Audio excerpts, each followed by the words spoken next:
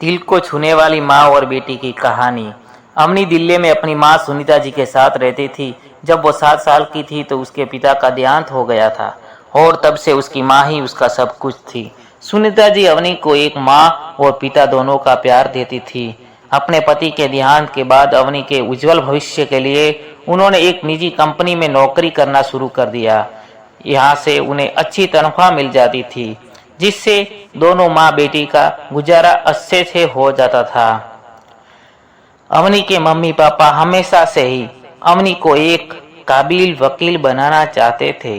उनका सपना था कि अवनी की गिनती शहर के नामी वकीलों में हो। उसके लिए सुनीता जी बहुत मेहनत करती थी।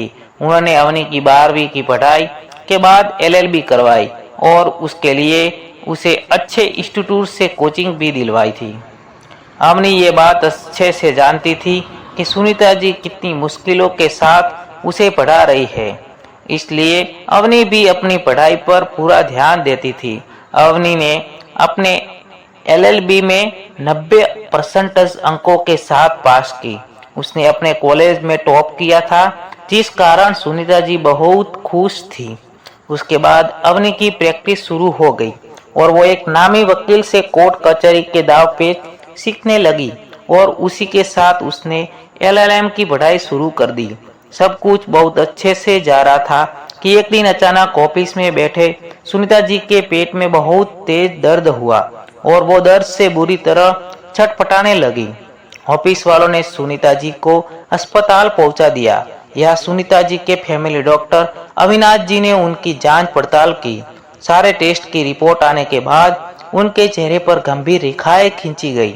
अवनी अपनी प्रैक्टिस के लिए गई हुई थी तो उसे इस बारे में कुछ भी पता नहीं था।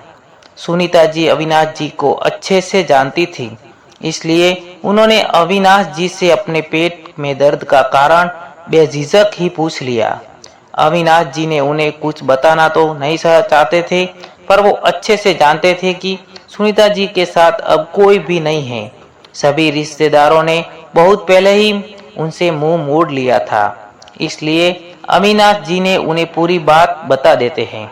देखिए सुनीता जी, मैं आपको ये बात बताना तो नहीं चाहता था, पर मुझे पता है कि आपका ध्यान रखने वाला अवनी के अलावा और कोई नहीं है और इसलिए आपको सब पता होना चाहिए ताकि आप अच्छे से अपना ध्यान रख सके। सुनीता जी घबराकर, ऐसी क्या बात है डॉक्टर जी? तभी डॉक्टर बोलते हैं, आपको पेट में कैंसर है। सुनीता जी ये बात सुनकर एक पत्न के लिए टूट सी जाती है, पर फिर हिम्मत करके डॉक्टर से पूछती है, डॉक्टर मैं ठीक होने की कितनी उम्मीद है? अविनाश जी गंभीर होते हुए, मैं आपको कोई झूठी उम्मीद नहीं दूंगा। सच ये है कि आपका कैंसर इतना फैल चुका है कि कभी भी कुछ भी हो सकता है।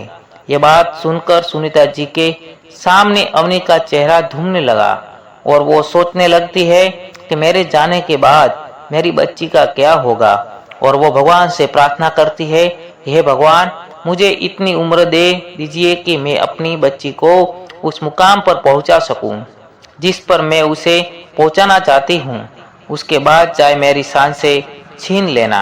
सुनीता जी अविनाश जी से विनती करती है कि अवनी को इस बारे में कुछ भी पता नहीं चलना चाहिए। पहले तो अविनाश जी मना कर देते हैं, पर उनके बार बार कहने पर मान जाते हैं। पर फिर भी वो डॉक्टर का फर्ज निभाते हुए अवनी को फोन करके बता देते हैं कि सुनीता जी अस्पताल में दाखिल है। जैसे ही अवनी को यह बात पता चली, वो सब कुछ छोड़कर अस्पताल पहुंच जाती है और अपनी माँ के कमरे में जाकर उन्हें बेड पर लेटे देखकर रोने लगती है। सुनीता जी उसे वहां देखकर हैरान हो जाती है, पर फिर भी वो अवनी को चुप करवाती है और कहती है, बेटा मैं बिल्कुल ठीक हूँ और तुम्हें कैसे पता चला कि मैं यहाँ हूँ? अवनी रोते हुए, माँ आपने तो मुझे एक पल में ही पराया कर दिया और बताना जरूरी नहीं समझा। वो तो अच्छा हुआ कि अविनाश अंकल ने मुझे फोन करके सब कुछ बता दिया था।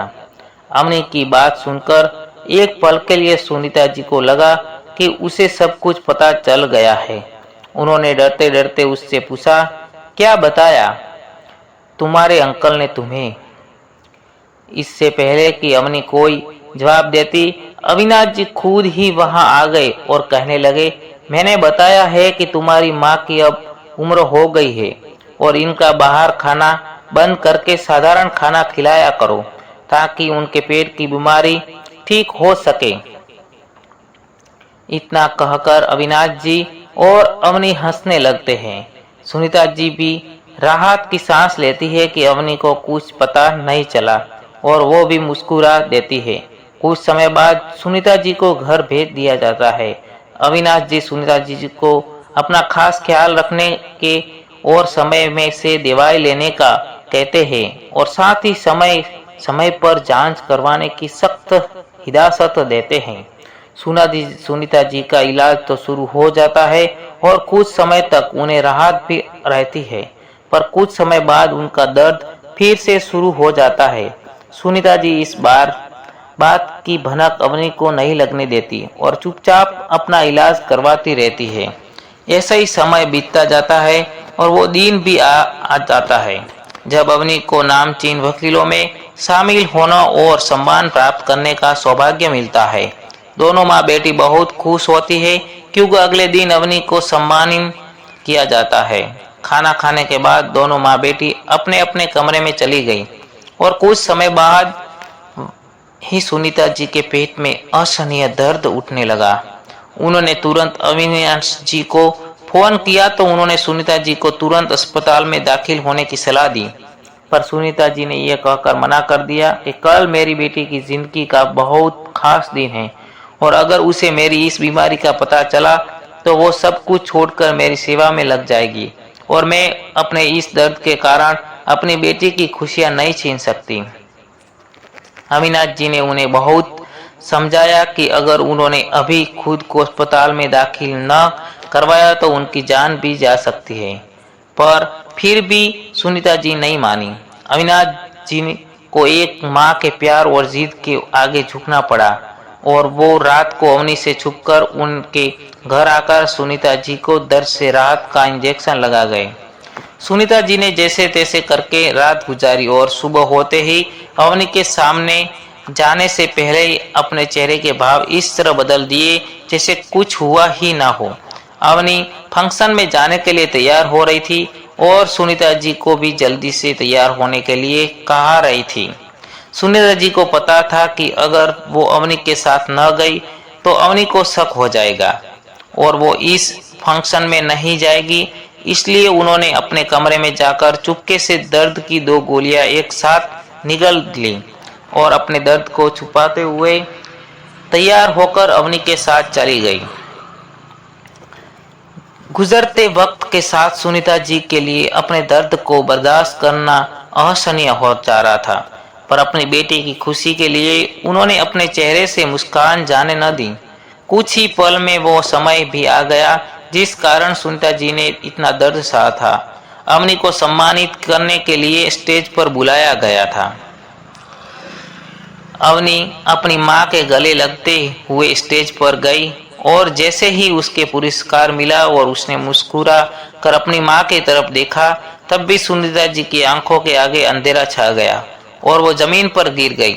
अपनी माँ की ऐसी हालत देखकर अवनी सब कुछ वही फेंक कर दौड़ती हुई अपनी माँ के पास आई और जल्दी से लोगों को एम्बुलेंस बुलाने के लिए कहने लगी थी। कुछ देर में एम्बुलेंस आ गई और सुनीता जी को अस्पताल ले जाया गया। यह अविनाश जी ने जल्दी से उनके टेस्ट करवाए। अवनी का तो रोकर रोकर बुरा हाल हो गया था। उसे कुछ समझ नहीं आ रहा था कि आखिर ये सब हो क्या रहा है। तभी अविनाश जी उसके पास आए और उसे एक पत्र पकड़ाते हुए बोले कि यह पत्र तुम्हारी माँ ने मुझे तुम्हें देने के लिए दिया था, इसमें तुम्हारे सारे सवालों के जवाब है। पत्र देकर अविनाश जी वहां से चले गए और अवनी वहीं बैठकर वो पत्र पढ़ने लगी, जिसमें लिखा था कि मेरी प्यारी बेटी अवनी, तुम ये पत्र पढ़ रही हो, मतलब मेरा इस दुनिया से जाने का समय हो गया है। जानती हूँ कि ये लाइन पढ़कर तुम्हें बहुत गुस्सा आया होगा कि मैं ये क्या बोल रही हूँ, पर बेटा यही सच्चाई है। याद है तुम्हें जब मेरे पेट में दर्द उठा था और मुझे अस्पताल में भर्ती कराया गया था, तब मुझे पता चला कि मेरे पेट में कैंसर है जो इतना फैल चुका है कि अब इसका इलाज संभव नहीं है। एक पल के लिए तो ये बात जानकर मैं बुरी तरह टूट गई थी कि मेरे जाने के बाद तुम्हारा क्या होगा। पर बेटा, सच्चाई तो यही है ना कि जो इस दुनिया में आया है उसे एक ना एक दिन जाना ही पड़ेगा। तुम हमारे पापा भी तो हमें छोड़कर गए थे ना, और वो कब तक वहाँ अकेले रहेंगे? उन्हें भी तो किसी की जरूरत है ना, तो उन्होंने मुझे भी अपने पास बुला लिया। बेटा, मैंने और तेरे पापा ने हमेशा से बस एक ही सपना देखा था कि तुझे नामचीन वकील बना सके। तेरे पापा तो इस सपने को पूरा होते हुए नहीं देख पाए, पर मुझे खुशी है कि मैंने उसका यह सपना पूरा होते हुए अपनी आंखों से देखा है।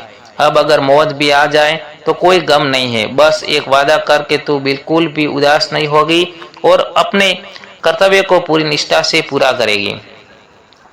नीचे लिखा हुआ था, तुम्हारी माँ। पत्र पढ़कर अवनी की आंखों से आंसू आ जाते हैं और वो भागते हुए अविनाश जी के कैबिन में जाती है और उनसे सच्चाई पूछती है। तो अविनाश जी अवनी को सब कुछ बता देते हैं कि कैसे कल रात से सुनीता जी दर्द से तड़प रही थी, पर फिर भी उन्होंने अस्पताल आने से मना कर दिया था। सब कुछ जानने के बाद अवनी को अपनी माँ पर गर्व के साथ साथ खुद पर शर्म भी आई कि उसकी माँ इतने समय से दर्द में थी, पर वो उनके दर्द का एहसास तक न कर पाई। उसकी माँ उसके सामने तिल तिल कर मर रही थी और वो ये सब देख भी न पाई। अवनी अभी ये सब सोच रही थी कि एक नर्स भागते हुए अविनाश जी के केबिन में आई और कहने लगी, सर सर वो पेशेंट, जल्दी चलिए सर। अविनाश जी और अवनी भागते हुए सुनीता जी के कमरे की तरफ गए। अवनी को बाहर ही रुकने का कहकर अविनाश जी और नर्स अंदर गए। बाहर अवनी बैठकर अपनी माँ की सलामती के लिए दुआ करने लगी।